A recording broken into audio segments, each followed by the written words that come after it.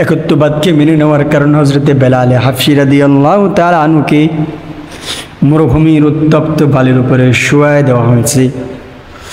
শুধু এখানেই শেষ নয় রে মুসলমান, হযরতে বেলাল হাফসি রাদিয়াল্লাহু তাআলা আনহুকে শুধু উত্তপ্ত বালির উপরে শুয়ায় রাখে নাই, হতভাগা আবু জাহেল হযরতে বেলাল হাফসি রাদিয়াল্লাহু তাআলা আনহুকে উত্তপ্ত বালির উপরে শুয়ে দিয়ে ভারী পাথর তার বুকের উপর চাপিয়ে দিয়েছে, যেন হযরতে বেলাল হাফসি বিন্দু পরিমাণ নড়াচড়া করতে না পারে।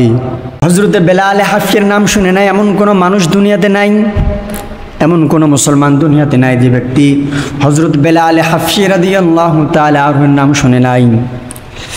ইসলামী ইতিহাসের মধ্যে যেই মনুষ্যগুলির নাম লেখা হয়, যেই মানুষগুলির নাম লেখা হয়, এর মধ্যে অন্যতম একজন মানুষ, অন্যতম একজন ব্যক্তিত্ব হলেন হযরতে বেলাল হাফসি রাদিয়াল্লাহু তাআলা আনহু। ইসলামকে গ্রহণ করার কারণে, একত্ববাদকে স্বীকার করে নেওয়ার কারণে এমন কোনো নির্যাতন নাই, যেই নির্যাতন, যেই জুলুম, যেই অত্যাচার হযরতে বেলাল হাফসি রাদিয়াল্লাহু তাআলা আনহুকে করা হয় নাই। হযরতে বেলাল হাফসি রাদিয়াল্লাহু তাআলা আনহু একত্ববাদকে মেনে নেওয়ার কারণে তাকে মরুভূমির উত্তপ্ত বালির উপরে শুয়ে দেওয়া হয়েছে। একত্ববাদকে মেনে নেওয়ার কারণে হযরতে বেলাল হাফসি রাদিয়াল্লাহু তাআলা আনহুকে মরুভূমির উত্তপ্ত বালির উপরে শুয়ে দেওয়া হয়েছে।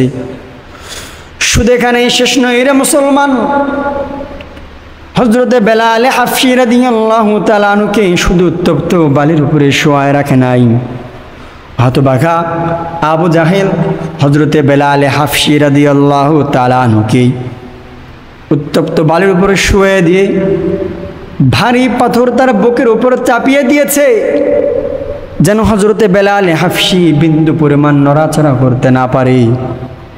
এরপরও যখন হতভাগা কাফেরেরা হযরতে বেলাল হাফসি রাদিয়াল্লাহু তাআলা আনহুকে বললেন, তুমি একত্ববাদকে ছেড়ে দাও, তোমাকে আমরা সব শাস্তি থেকে মুক্তি দান করব, কিন্তু হযরতে বেলাল হাফসি রাদিয়াল্লাহু তাআলা আনহু কাফেরদেরকে উদ্দেশ্য করে বললেন, তোমরা শুধু আমার বুকের উপরে পাথর চাপিয়ে দিয়েছ, উত্তপ্ত বালির উপরে শুয়ে দিয়েছ, এর থেকেও যদি কঠিন কোনো শাস্তি আমি বেলাল হাফসিকে তোমরা দাও।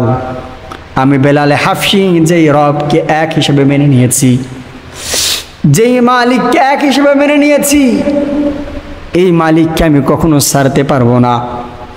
হতভাগা কাফেরেরা যখন হযরতে বেলাল হাফসি রাদিয়াল্লাহু তাআলা আনহুকে অত্যাচারের সর্বশেষ সীমানায় পৌঁছে দিয়েছেন, এমন সময় হযরতে বেলাল হাফসি রাদিয়াল্লাহু তাআলা আনহু বিন্দু পরিমাণ তার অবস্থান থেকে পিছু পা হন নাই।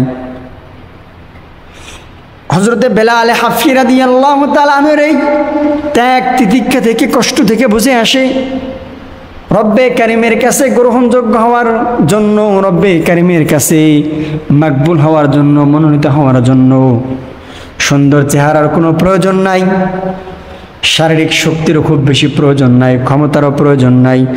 আল্লাহ তাআলা বলেন, ইন্না আকরামাকুম ইনদাল্লাহি আতকাকুম, নিশ্চয় আমি রবের কাছে ওই ব্যক্তি সব থেকে বেশি সম্মানিত, সব থেকে বেশি গ্রহণযোগ্য, যে ব্যক্তির ভিতরে সব থেকে বেশি তাকওয়াবান।